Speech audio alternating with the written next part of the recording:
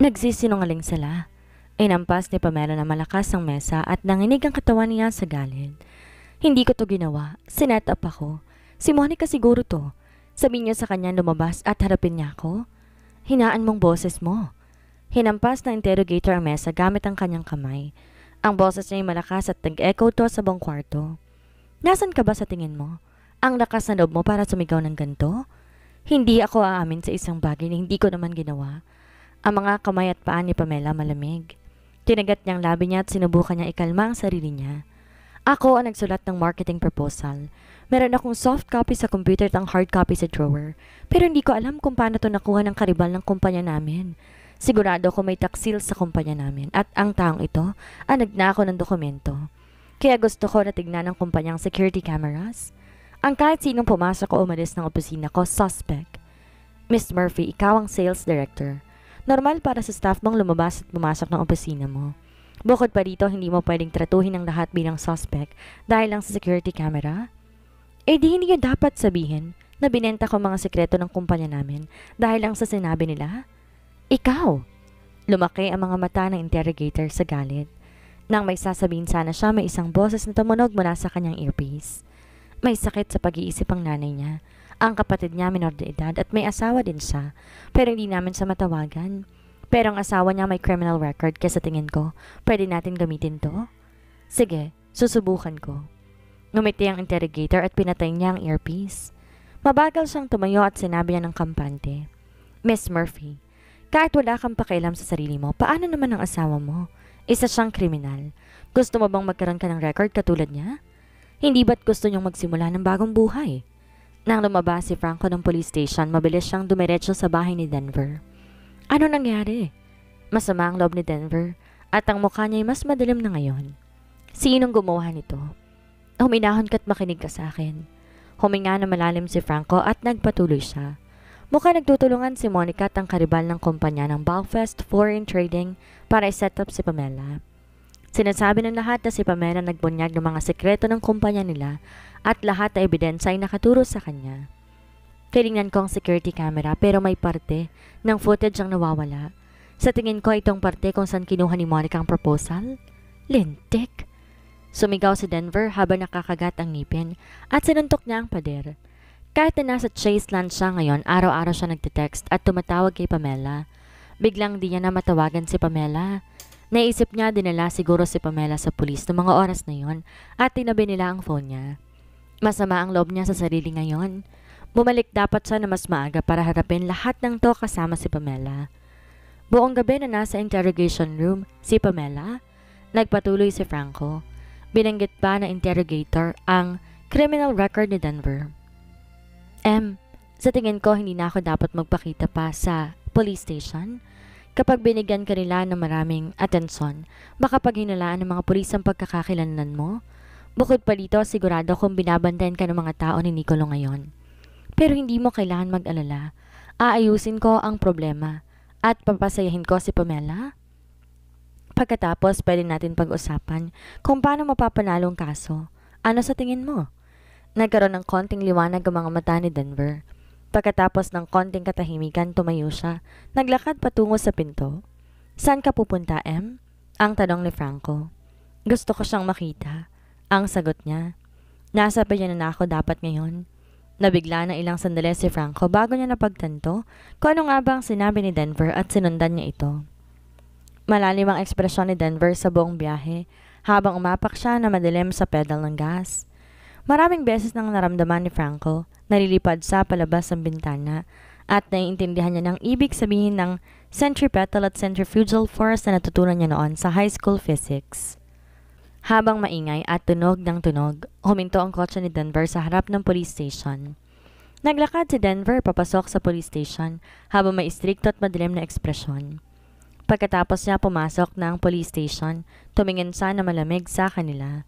Pagkatapos mula sa isang pinto, medyo nakabukas, nakita niyang dalawang babaeng police officer na lumabas habang nasa pagitan nila si Pamela.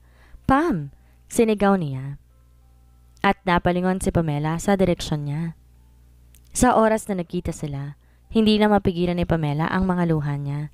Tumalon siya papunta kay Denver. At yumakap siya na mahigpit.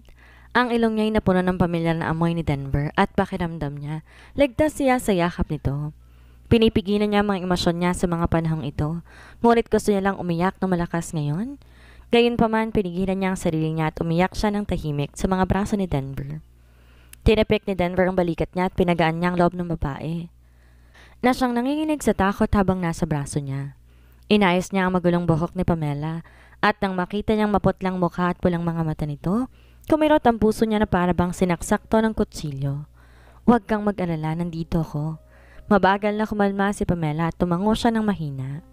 Nang matapos na ni Franco ang lahat, lumapit siya sa kanila. Pinigilan ni Denver si Franco na may sasabihin sana ito. Dumila si Franco at umatras siya papunta sa tabi.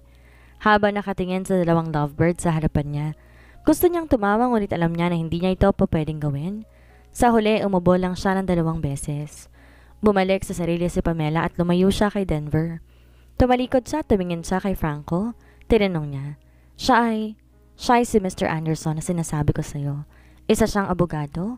Ang sagot ni Denver. Dalubhasa sa pagbibigay ng legal assistance sa mga inmates sa kulungan. Lumaki ang mga mata ni Franco na marinig ang sinabi ni Denver. Kailan pa ako naging tagapagligtas ng mga inmates sa kulungan? Ang sigaw niya sa loob. Nagpapasalamat si Pamela at tumango siya. Huwag kang mag-alala, honey. Tutulungan ka ni Mr. Anderson na patunayan ang pagiging inosente mo. Pagkatapos itong sabihin, tumingin siya kay Franco. Hindi ba? Walang masabi si Franco. Umubo siya ng awkward at tumango siya. Kompleto ng proseso ng pagpiyansa. Umalis muna tayo dito at maghanap ng lugar kung saan po pwedeng mag-usap. Okay. Inawakan ni Denver ang kamay ni Pamela. Naglakad sila patungo sa entrance. Biglang huminto siya sa paglalakad. Umupo at kinarga niya si Pamela mula sa sahig. Sumandal si Pamela sa dibdib ni Denver at pinakinggan niya ang malakas sa tibok ng puso nito. Gusto ulit umiyak ni Pamela. Honey, paano mo nalaman ang tungkol sa nangyari? Suminghot siya. Nangyari lang to ng biglaan at sumasa ilalim ka sa training mo. Akala ko hindi kita makakita. Dahan-dahan siyang nilagay ni Denver sa kotse. Tinulungan niya si Pamela na magsuot ng seatbelt at ngumiti siya dito. Nagmaneho sa kotse ni Franco. Na makita niyang eksena sa likod ng kotse mula sa rear mirror, sumigaw siya sa loob. Diyos ko! Hindi niya hahayaan ang pagkakataon para ipakita sa lahat ang pagmamahal niya. Alam niya kung gaano kabilis magmaneho sa kalsada si Denver pagkatapos malaman ang nangyari kay Pamela. Mabutit hindi marunong magmaneho ng eroplano si Denver, kung hindi baka nalagpasan niya ang world record. Ako ang tinawagan ng mga pulis, hindi siya. Sumingit si Franco. Niligtas niya si Denver sa problemang ito. Meron silang contact number ko dahil ako ang abogado mo nung tinulungan kita sa kaso ninyo. Dahil dito, maging ikaw ako sa Denver kapag may nangyari, ako ang unang tatawagan ng mga pulis. At ako rin na nagsabi kay Denver tungkol sa nangyari sa'yo. Ganun ba? Ngumiti si Pamela. Mr. Anderson, patawad at naabala ko kayo. Ayos lang. Trabaho na isang abogadong tulungan ng ibang tao na lutasin ang problema nila. Kung hindi, mawawalan trabaho namin. Umubo si Denver. Kaya't si Franco mabilis na sinara ang bibig at nag-focus sa pagmamaneho. Tinawag ni Pamela si Denver na may mahinang boses. Honey, wala akong sinabi sa kanila maliban sa pagtanggi dito. Sumama ang loob nila at sinabi nila sa isipin kita. Umamin na ako sa krimen. Anong sinabi mo? Tumahimik lang ako. Ang sagot ni Pamela. Ang mukha niya ay maputla ngunit ang mga mata ay puno ng determinasyon. Tumibok ang puso ni Denver. Hinimas ang buhok ni Pamela at nangako siya sa puso niya. Poprotektahan niya si Pamela. Kahit ano pang mangyari. Kung ito ay ibang babae, aamin na sila sa lahat ng interrogator dahil sa takot.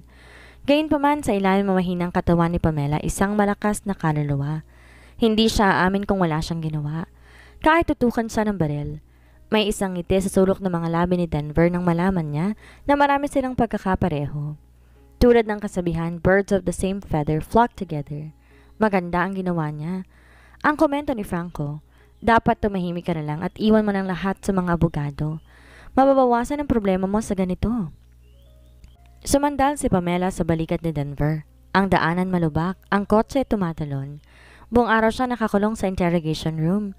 Medyo tense siya pero ngayon ligtas na siya. Nakapag-relax na at nakatulog na siya. Tinapik ni Denver ang balikat ni Franco at sinabi niya, bagalan ng pag-andar. Pagkatapos niyakap niya na mahigpit si Pamela. Hindi gumising si Pamela kahit dumating na sila sa bahay nila. Kinarga ni Denver si Pamela papasok ng bahay nila at papunta sa kama. Dahan-dahan tinanggal niya ang mga damit ni Pamela at inihiga niya to sa kama.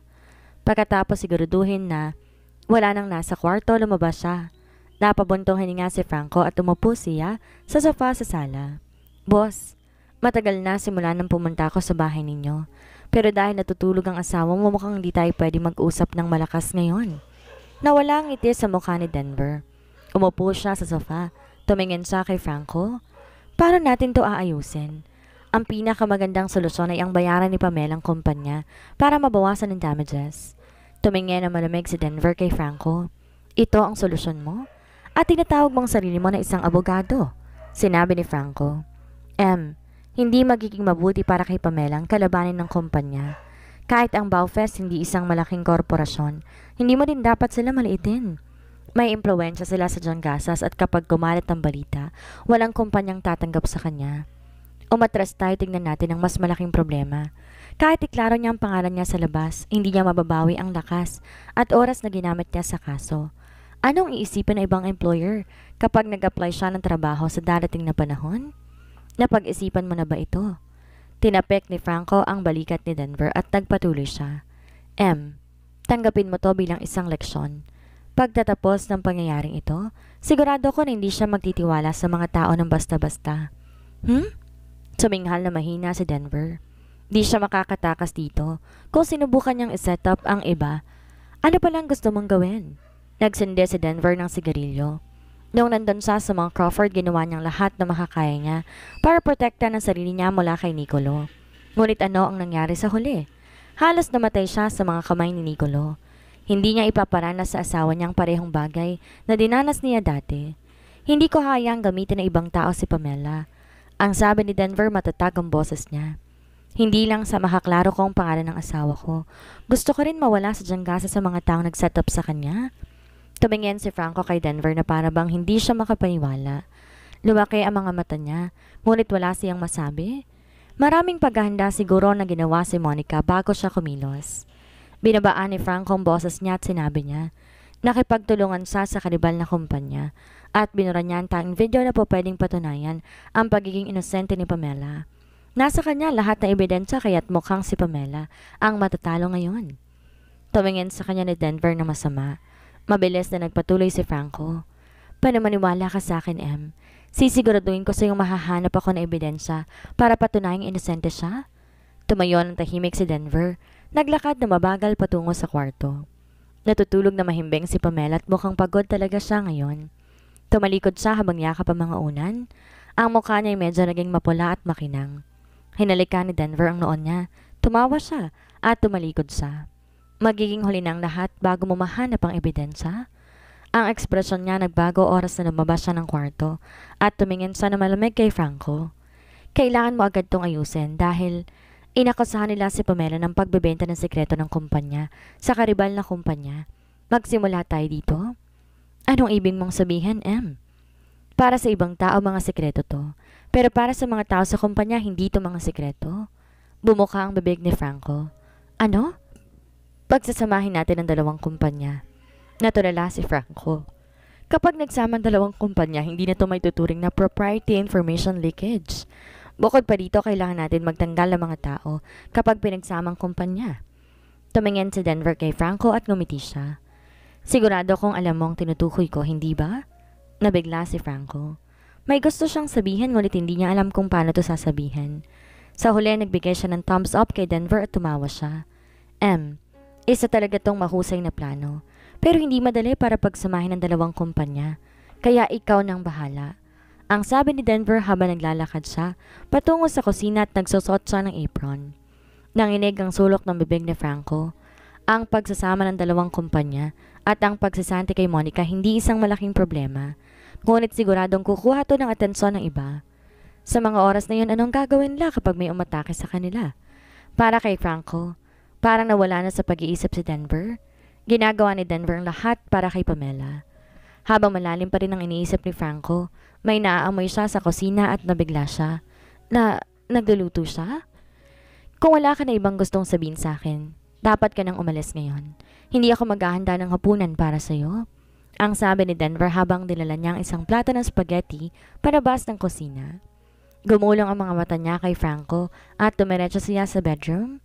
Gusto niya ibang taong naghahain ng pagkain para sa kanya. Pero ngayon, ginising niya ng dahan-dahan si Pamela at tinulungan niya tong bumangon. Pagkatapos niyakap niya to na para bang isang sanggol si Pamela. Pagkatapos kinuha niyang plato ng spaghetti at hinipan pa niya ito ng ilang beses bago ito ipakain kay Pamela. Ngumiti siya nang tumingin siya sa nakakaakit kay Pamela. Habang pinapakain niya ito, tinatanong niya kung masarap at kung gumaling ba siya sa pagluluto. Parang isang batang humihingi ng papuri. Mabilis din umalis ng bahay si Franco. Nawala ang gutom niya pagkatapos makita na malambing ang dalawa sa isa't isa. Dahil maaga pa, nagdesisyon siyang bumalik sa firm niya at mag-isip ng paraan para pagsamahin ang dalawang kumpanya. Ang kumpanya sumailalim sa malaking pagbabago sa nakalipas na linggo. Maraming taong labas-pasok palagi. Ang ilang department may ilang mga bagong tao, habang may ibang taong umalis ng kumpanya na nakayuko at malungkot. May ilan na promoted, habang iba demoted. Ang mga higher-up sa parehong kumpanya nagtatalo para makuha ang benepisyong gusto nila. Masasabing isang naging gera na sa kumpanya. Maraming taong sinakripisyo, ngunit ang ilan may nakuha mula sa gerang ito. Ang mga empleyado nililinis ang kanilang bagong mga opisina, inaayos ang kanilang mga upuan, at sinasanay ang kanilang sarili sa paligid. Nang biglang may galit na boses na sumigaw. Ano? Nabigla lahat at lumingon sila. Ang boses na ito galing sa opisina ng direktor. Galit na galit ang boses ni Monica habang sumigaw siya. Nagtrabaho at nagsikap ako sa kumpanya na to na maraming taon. Marami akong dinalang pera sa kumpanya at ngayon, gusto niyo akong sisantihin? Huminahon ka. Tumingin ang direktor sa kanya at nilagay itong isang tasa ng kape sa harapan niya. Ito ang desisyon ng mga higher up. Kahit sigawan mo kung wala rin akong magagawa. Na mga higher up? Ngumisi na malamig si Monica. Sino sila? Hahanapin ko sila ng isa-isa. Alamin mo ang lugar mo, Monica. Kumunot ang noo ni David. Sa tingin mo ba ang tito mo isa pa rin sa mga shareholders? Sa tingin mo ba pwede mong gawin kahit anong gusto mo dito? Ikaw! Sa tingin mo ba talaga hindi ko alam kung sino nasa likod ng problemang to? Ang istriktong sinabi ni David. Ikaw ang nakipagtulungan sa kumpanya na yon para set up si Pamela, hindi ba? Nagbagong ekspresyon ni Monica habang tumitig siya ng tahimik kay David. Hindi ko pa nakitang nagsikap ka ng sobra sa trabaho mo dati, pero masipag ka pagdating sa gantong trabaho. Tumingin si David sa kanya. Ito ang sasabihin ko sa'yo. Kahit hanapin mo mga higher up na yan, wala rin silang magagawa para sa'yo. Ang kalahati sa board of directors pinalitan at tumagsamang dalawang kumpanya, maraming taong mawawalan ng trabaho. Maswerte ako, di ako kasama sa mga yon. Para naman sa'yo, dapat kang sumunod sa instructions na binigay sa'yo at huwag ka na ulit magpakita sa kumpanya. Sumigaw ng galit si Monica. Napuno siya ng galit. Sinira niya lahat ng gamit na nakita niya sa opisina ni David, kaya naging magulong opisina nito. Nababaliw ka na ba? Sinigawan siya ni David. Lumapit si David at hinawakan niya ang braso ni Monica at binaton niya to sa tabi. Tumigil ka sa kaguluhan na to, Monica. Tumama si Monica sa pader. Bumalik siya sa sarili. Kinagat ang labi niya at tumingin siya ng blanco kay David na siyang galit na galit. Tumigil na si Monica sa kanyang ginagawa. Naiinis na inay si David ang kanyang tie at sinabi niya, Monica, inasahan mo na dapat na mangyayari to oras na naging isang bully ka sa kumpanya. Kasalanan tong lahat ni Pamela. Kinagat ni Monica ang ngipin niya. Hayop siya.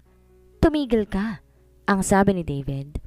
Si Monica nasa opisina ni David ngayon. Kapag nalaman na ibang ganito ang tawag ni Monica kay Pamela sa opisina ni David, baka mapahamak si David kapag naisip ng ibang may problema siya kay Pamela. Mukhang ang pagsasama ng dalawang kumpanya ay dahil sa mga makapangyarihang tao. Kung hindi, ang mga komplikadong pangyayari nito ay hindi matatapos sa loob ng maikling panahon. Bukod pa rito, nagpakita rin sina Hinaro at Franco. Sino pa bang magiging rason para magtulungan sina Hinaro at Franco para pagsamahin ng dalawang kumpanya? Nang maisip to ni David, kinilabutan siya. Noon akala niya may relasyon si Pamela kay Hinaro, pero mukhang sumusuporta kay Pamela ay mas makapangyarihan pa kay Hinaro. Bumalik sa sarili si David at tumingin siya kay Monica. Kumunot ang noon niya at sinabi niya, Bantayan mo ang sinasabi mo. Baka matulad ka sa tito mo na ginalit ng maling tao. Baka hindi ka makaligtas sa isang malit na lungsod. Ngayon, lumayas ka sa opisina ko. Huwag mong hayaang tumawag ako ng security para lang palayasin ka. Habang dala ang mga personal na gamit, naglakad na malungkot si Monica sa koridor ng kumpanya. Ang lahat nakatingin sa kanyang nanunuya, nagagalit at nanlalait. Ang ilan pa'y pumapalakpak at masaya. Walang kahit sino sa kanilang naaawa sa kanya. Habang pababa siya ng hagdan, nasa lubong niya si Pamela. Nabigla si Pamela ng ilang sandali. Bumalik sa isip niya ng oras na hinuli siya ng mga pulis. Sa mga oras na yun, naglalakad din siya sa stairwell na ito at nakita niya rin si Monica sa gantong posisyon. Kahit isang linggo pa lang lumipas, naramdaman niya matagal ng panahon ang lumipas mula na nagpalit ang posisyon nila. Tumango ng awkward si Pamela. Gusto niyang ngumiti kay Monica ngunit hindi niya ito magawa. Nang maglakad na siya palayo, nakita niya na nakatingin ng galit sa kanya si Monica at bumilis ang tibok ng puso niya. Gayunpaman napansin niya na may kakaiba sa tingin ni Monica ngayon. Maliban sa kamuhian, nakita niya ang bahid ng takot sa mata nito. Takot? Hindi alam ni Pamela kung bakit natatakot si Monica sa kanya. Nang titingin ulit siya kay Monica, naglaho na si Monica mula sa sulok habang dala ang mga gamit nito. May isang grupo ng mga lalaki sa isang private room sa isang bar. Kalahating bote nilang ang natira sa mamahalin na Romani Conti. Maliban kay Hinaro na siyang nagsasaya, ang iba tila hindi nag-e-enjoy sa ganitong klaseng lugar. Lalo na si Denver. Si Hinaro ang host nila ngayon kaya kailangan nilang pumunta. Franco, uminom lang kayo hanggat gusto ninyo. Ang masayang sanabi ni Hinaro habang pinapanood niyang dancing show mula sa bintana. Marami akong wine dito kaya uminom lang kayo. Reagan, ikaw din. Tara, huwag kang mahiya. Gayunman medyo di pa rin komportable si Reagan. Ngumiti siya na mabait kay Hinaro bago siya lumingon kay Denver. Lumapit si Hinaro kay Denver, tinapik niyang balikat nito. Huwag kang maging malungkot lagi. Hindi ba't maayos ng problema ng asawa mo? Ang mga babae dito mas maganda pa kaysa iba. Maganda silang lahat. Kaya kahit kasal ka na, hayaan mong pasehin ng mga mata mo dahil nandito ka na rin naman. Sa oras na matapos siya magsalita, tumingin na masama si Denver sa kanya. Tumawa ng awkward sa Hinaro, tinakpan niya ang bibig niya dahil alam niya na may sinasabi siyang mali. Gabi na. Binaba ni Denver ang baso. Dapat na akong umuwi ngayon. Ano? Pero, bago matapos magsalita si Hinaro, tumingin na masama si Franco at Reagan sa kanya bilang senya sa kanyang tumigil na sa pagsasalita. Sa gabing yon, siyang lalaking bersyon ni Cinderella. Kailangan niyang umuwi ng nasa oras. Gayon pa man umuwi si Cinderella bago maghating gabi. Kaya bakit gusto niyang umuwi ng maaga? May match pa ako sa sunod na araw. Huminto si Denver sa pinto at tumingin siya sa kanila. Tandaan niyong pumunta at suportahan niyo ko. Ano? Nabigla si Franco. Pupunta ka ba talaga? Sinabi ko na sa kanya kung hindi ako pupunta, baka mabunyag kong sarili ko. Pero maraming taon na simula ng huling match mo. Naging malamig ang mga mata ni Denver. Dati ang boxing isa sa mga course na kailangan kunin ng tagapagmana ng mga Crawford. Nanalo siya ng mga gold belt sa maraming international tournaments at wala siyang takot papunta sa ring kasama mga world champion. Sinusubukan niya ibalik ang fitness niya pagkatapos ng plane crash. Kahit nagpapagaling siya, kailangan niyang sumailalim sa mahirap na training para bumalik sa pinakamagandang kondisyon niya. Bukod pa dito, ang dating mga sugat niya maaaring bumalik. Ayos lang, ngumiti si Denver. Totoong maraming taon na akong walang aksyon pero nag-training ako. Sigurado ako na kaya kong isang match. Pupunta rin bang asawa mo? Ngumiti si Franco. Sa tingin ko, hindi siya dapat pumunta. Magkakaroon ng maraming dugo at nangangamba ako na hindi niya to kakayanin. Lumingon si Denver para tumingin kay Franco. Nagkakamali ka. Ang mukha ni Denver puno ng kumpiyansa. Ang mga matay kumikinang tuwing binabanggit si Pamela. Huwag niyong isipin na parang tulad ng ibang babae si Pamela. Mas may kayahan siya kaysa sa inaasahan ninyo at di siya umuurong sa mga pagsubok. Kaya naman ibibigay ko sa kanyang upuan sa gitna ng manonood para mapanood niya kung paanong bugbugin ng asawa niyang iba. Sa mga oras na yun, magiging proud si Pamela kay Denver at iisipin niya na si Denver ang hero niya. Ang mukha ni Denver puno ng kaligayahan at nakangiti siya ng malaki habang iniisip to. Binuksan niya ang pinto at umalis sa bahay niya. Nakatingin ang blanco sa Hinaro habang paalis si Denver. Pagkatapos bumalik sa sarili. Tumingin siya kay Reagan at Franco at tumawa siya. Ininom niya ba ang gamot niya ngayon? Sa wakas, ang dalawang lalaki nakahinga na ng maluwag. Dahil wala na si Denver, hindi na nila kailangan magpanggap. Bumalik na sila sa tunay na sarili at sumama sila kay Hinaro para magsaya.